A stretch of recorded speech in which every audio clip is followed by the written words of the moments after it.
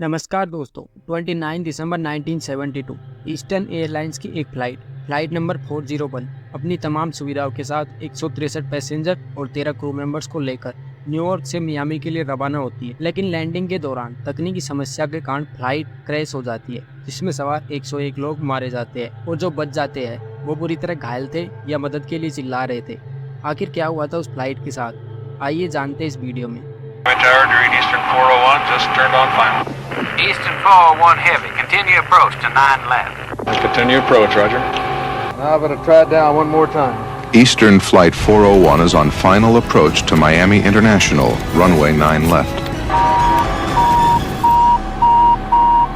29 दिसंबर 1972 की रात 9:20 पर ईस्टर्न एयरलाइंस की फ्लाइट 401 जो न्यूयॉर्क से मियामी के लिए एक नियमित फ्लाइट थी, 163 पैसेंजर और 13 क्रू मेंबर्स को लेकर न्यूयॉर्क के कैनेडी एयरपोर्ट से फ्लोरिडा एयरपोर्ट के लिए उड़ान भरती है। उस दिन फ्लाइट की कमान संभाल रहे थे 55 वर्षीय कैप्टन रॉबर्ट एल्विन, जिन्हें 29,700 घंटे का फ्लाइट उड़ाने का अनुभव था, और उनका साथ देने के लिए मौजूद थे को पायलट एल्बर्ट जॉन, जिन्हें 5,800 घंटे का फ्लाइट उड़ाने का अनुभव था। डॉन रेपो, जो एक फ्लाइट इंजीनियर थे, वो भी अपने 15,700 घंटे के अनुभव के साथ प्लेन में उपस्थित थे।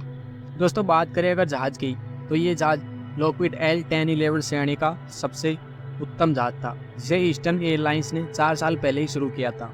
न्यूयॉर्क से उड़ान के करीब 2 घंटे बाद फ्लोरिडा से कुछ दूर पहले लैंडिंग अनाउंसमेंट होती है और कैप्टन भी फ्लाइट को लैंडिंग के लिए तैयार करते हैं। सभी यात्री अपनी मंजिल पर पहुंचने की खुशी में मस्त थे, लेकिन किसे पता था ये यात्रा उनके जीवन की अंतिम यात्रा होने वाली थी। खैर, फ्लाइट अब एयरपोर्ट के करीब पहुंच चुकी थी, तभी को पायलट ने लैंडिंग गियर को खोलने के लिए लीवर को नीचे दबाया। दोस्तों, इसी लीवर की वजह से लैंडिंग गियर को खोला या बंद किया जाता है, और जब लैंडिंग गियर खुल जाता है तो सामने स्क्रीन पर ग्रीन इंडिकेटर जलता है। को पायलट ने लीवर को नीचे तो कर दिया था, लेकिन स्क्रीन पर उसने जो देखा बेहद खौफनाक था। उसने देखा स्क्रीन पर ग्रीन इंडिकेटर जल ही नहीं रहा था।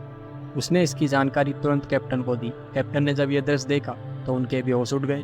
ग्रीन इंडिकेटर के ना जलने का मतलब था कि अभी लैंडिंग गियर खुला ही नहीं। इसके बाद कैप्टन ने खुद लीवर को नीचे करके देखा, लेकिन लाइट फिर भी नहीं जली।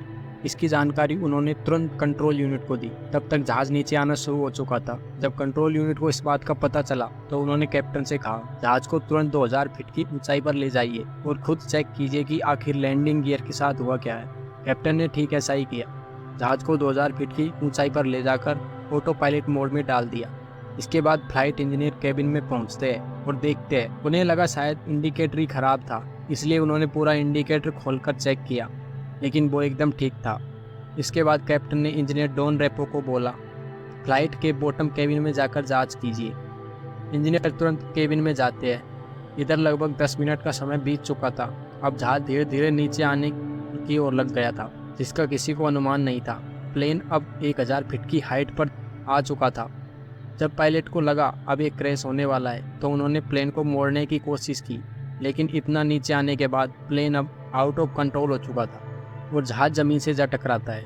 आप इस क्रैश की इंटेंसिटी इस बात से समझ सकते हैं, जब जहाज जमीन से टकरा रहा था तब उसकी स्पीड 350 किलोमीटर प्रति घंटे थी, जिस वजह से ये हादसा बहुत भयानक था। इस हादसे में 101 लोगों की जान चली गई। जहाज का मलबा एयरपोर्ट से लगभग 23 किलोमीटर दूर जाकर मिला। ये घटना विमान एविएशन की सबसे बड़ी घटना साबित हुई, जिसने पूरी दुनिया को हिलाकर रख दिया। कुछ समय बाद ATC की रिपोर्ट सामने आती है, जिन्होंने सबको हैरान करके रख दिया।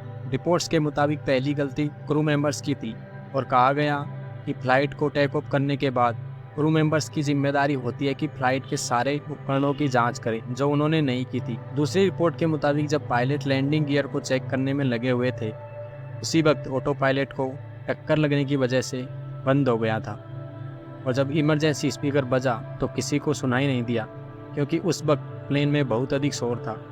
दोस्तों, ये कुछ रिपोर्ट्स ही जो ATC द्वारा दी गई। अब आपको लग रहा होगा कहानी तो खत्म हो गई, लेकिन इसमें भूत तो आया ही नहीं। ये दोस्त, भूत वाली कहानी यहीं से तो शुरू होती है। से कि करीब 1 साल बाद ईस्टर्न एयरलाइंस की फ्लाइट 318 उसी रूट पर उड़ान भरती है। उड़ान के बाद एयर होस्टेस मैरी सभी यात्रियों का ध्यान रखकर खाने के लिए कुछ लेने फूड स्टोर की तरफ जाती है, लेकिन जब उसने ओवन से कुछ निकालने के लिए अपने हाथ आगे बढ़ाए तो उसने देखा उसके सामने एक डरावनी सी शक्ल थी। ये देखकर मैरी चिल्लाना चाह रही थी, लेकिन उसकी आवाज़ ही नहीं निकल रही थी। थोड़ी देर बाद उसे लगा कि ये उसका वहम है, लेकिन जब उसने दोबारा हाथ आगे बढ़ाए तो वो चेहरा वापस सामने आ गया। मैरी तुरंत वहाँ से डर कर भाग गई और उसने ये सारी बातें फ्लाइट इंजीनियर से कही। मैरी की बातें सुनकर फ्लाइट इंजीनियर हंसने लगा, लेकिन जब इंजीनियर मैरी के साथ वहाँ गया उसने भी वहीं देखा जो मैरी ने बताया, डरावना चेहरा जो कुछ कहने की कोशिश कर रहा था। जब इंजीनियर ने ध्यान से सुना तो पता चला वो चेहरा चेतावनी दे रहा था और कह रहा था थोड़ी देर बाद इस फ्लाइट में आग लग जाएगी। इसके बाद वो चेहरा वहाँ से गायब हो गया। मैरी को कुछ समझ नहीं आ रहा था, लेकिन इंजीनियर इस चेहरे को पहचान चुका था और वो चेहरा किसी और का नहीं बल्कि फ्लाइट 401 के फ्लाइट इंजीनियर डॉन रेपो का था। जब ये बात मैरी और इंजीनियर ने बाकी सबको बताई तो किसी को यकीन नहीं हो रहा था, लेकिन थोड़ी देर बाद पायलट को लगा फ्लाइट का इंजन ठीक से काम नहीं कर रहा है, इसलिए वो फ्लाइट को मोड़कर वापस न्यूयॉर्क ले गए। इसके बाद इंजन को रिपेयर करके चेक करने के लिए फ्लाइट को बिना पैसेंजर के उड़ाया जाता है, लेकिन जहाज़ ने जैसे ही उड़ान भरी इसके एक इंजन में आग लग जाती है, जिसे देखकर लोगों के होश उड़ गए। मैरी और इंजीनियर को सिर्फ डॉन रेपो की बातें याद आ रही थी। इसके बाद सबको यकीन हो गया था कि मैरी जो कह रही थी वो सच था। इसके बाद से इस flight the ghost of flight 401 के नाम से जाने लगा।